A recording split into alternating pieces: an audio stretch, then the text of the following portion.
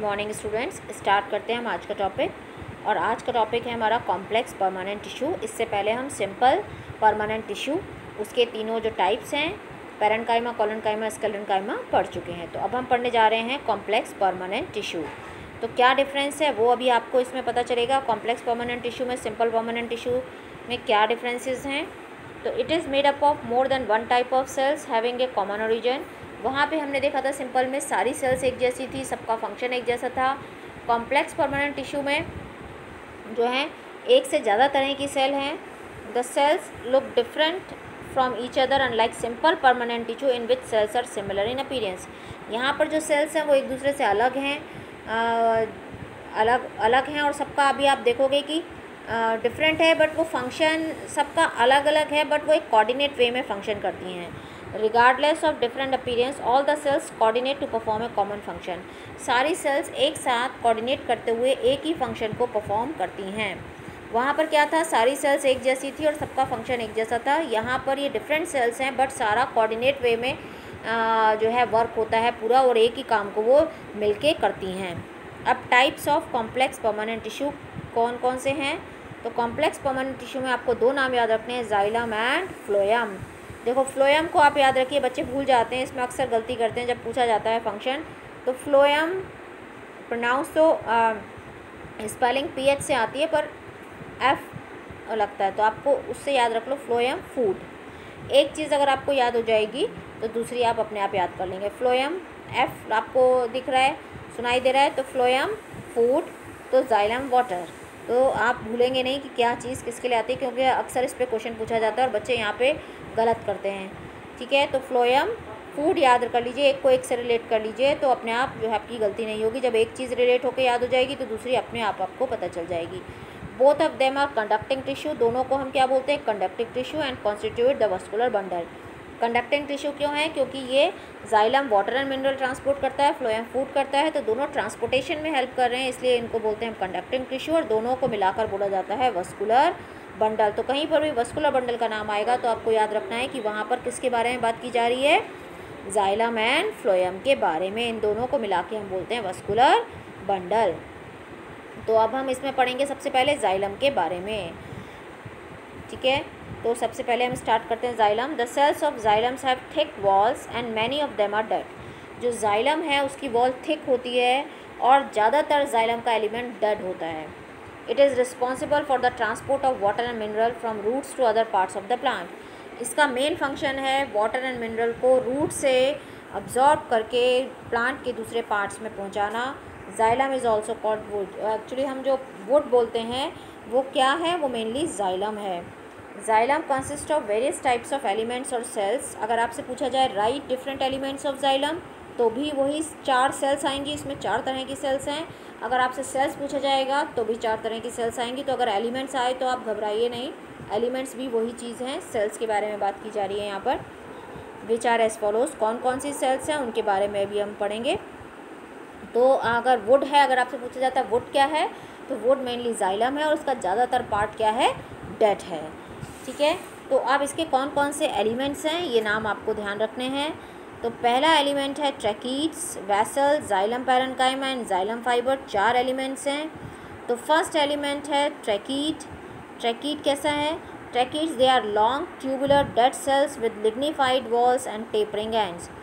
ट्रैकीड जो है वो लॉन्ग है, लॉन्ग ट्यूबुलर स्ट्रक्चर है with lignified walls. Lignified walls होती हैं इस तरह से होती हैं, अभी मैं आपको डायग्राम भी दिखा दूँगी। इस तरह से होती हैं इसकी, ये ऐसे।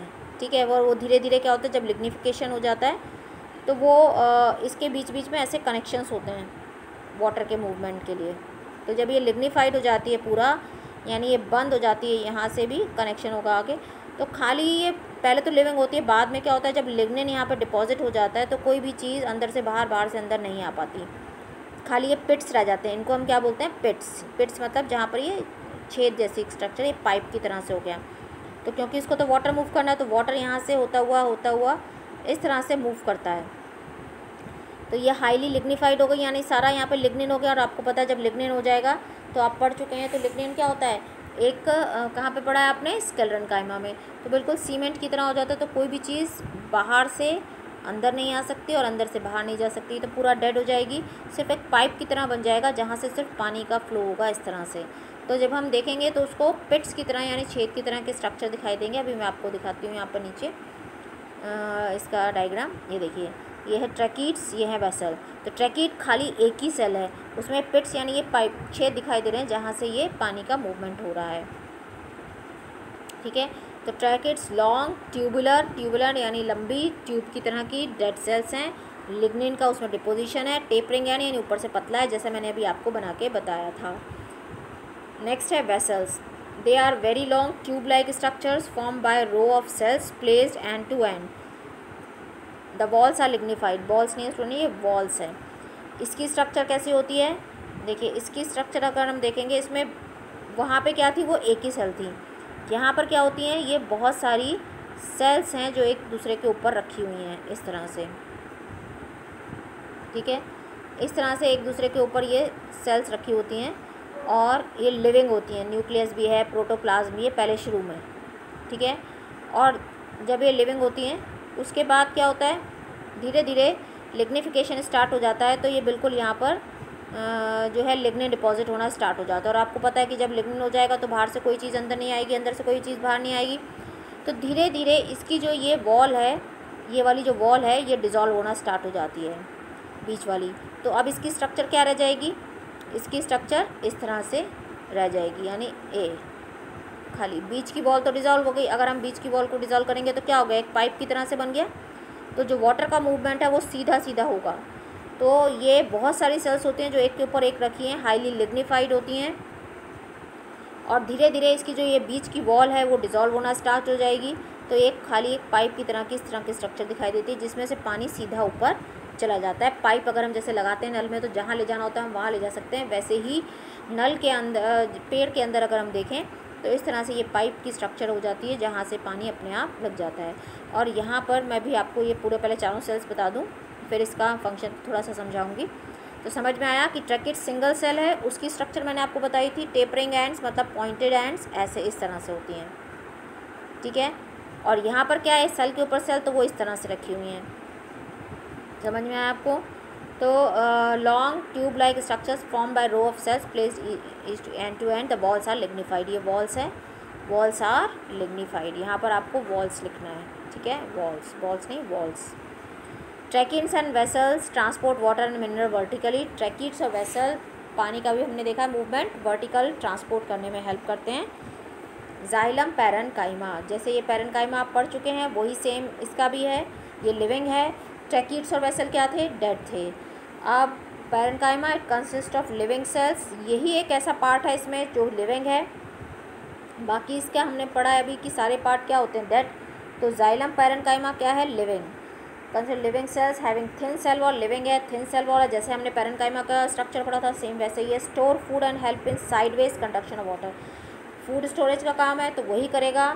इसके अलावा लेटरल कंडक्शन में, वो तो वर्टिकली ले जा रहे हैं, ये साइडवेज कंडक्शन यानी लेटरल वाटर कंडक्शन में हेल्प करता है। क्योंकि ब्रांचेस तो कहीं पे भी हो सकती हैं। तो सीधा पानी को ले जाने का काम कौन कर रहा था, ट्रैकीड्स एंड वेसल।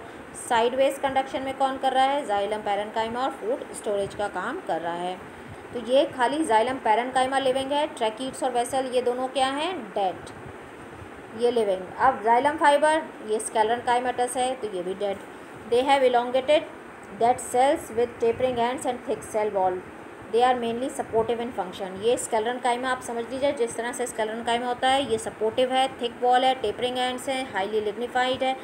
तो ये भी क्या है, ये डेड सेल्स हैं और ये सिर्फ मैकेनिकल सपोर्ट प्रोवाइड करने के लिए है, जैसा कि स्क्लेरेन्काइमा के अंदर होता है वो मैकेनिकल है। वैसे ही ये जाइलम फाइबर बिल्कुल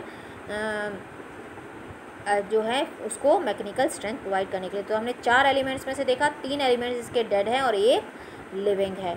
तो मैं ज़रा ये आपका इसका पहले आप इसका डायग्राम देख लीजिए। ये है ट्रैकीड्स, ये है वेसल और ये है जाइलम पैरेन्काइमा। तो ये जो है दोनों डेड हैं और पैरेन्काइमा में देखिए आपको न्यूक्लियस भी दिख रहा है, प्रोटोप्लाज्म भी दिख रहा है। तो ये लिविंग है। तो अगर हम इस देखें कि प्लांट के अंदर क्या होता है, जाइलम पैरेन्काइमा का स्ट्रक्चर कैसा होता है, या ये इसका जाइलम का स्ट्रक्चर कैसा होता है। तो अगर हम बात करें यहाँ पर, अगर हमने ये एक लीफ ही ले लेते हैं मान लो चलो, और ये रूट का पार्ट है, ठीक है। तो यहाँ पर क्या होगा, वाटर का मूवमेंट कैसे होगा, देखिए वाटर का मूवमेंट होना है तो यहाँ से सॉइल के नीचे से रूट वाटर ले, ये जाइलम हो गया किसका, रूट का, ये जाइलम हो गया स्टेम का, और ये जाइलम हो गया लीफ का।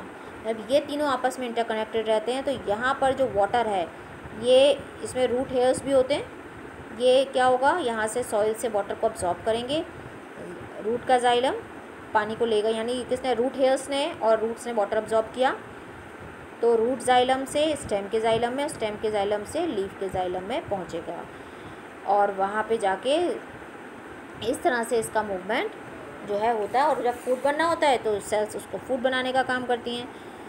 जब एक्सेस में होगा तो ट्रांसपिरेशन के थ्रू बाहर निकल जाएगा। तो आपको ये क्लियर हुआ कि ये तीनों इंटरकनेक्टेड होते हैं।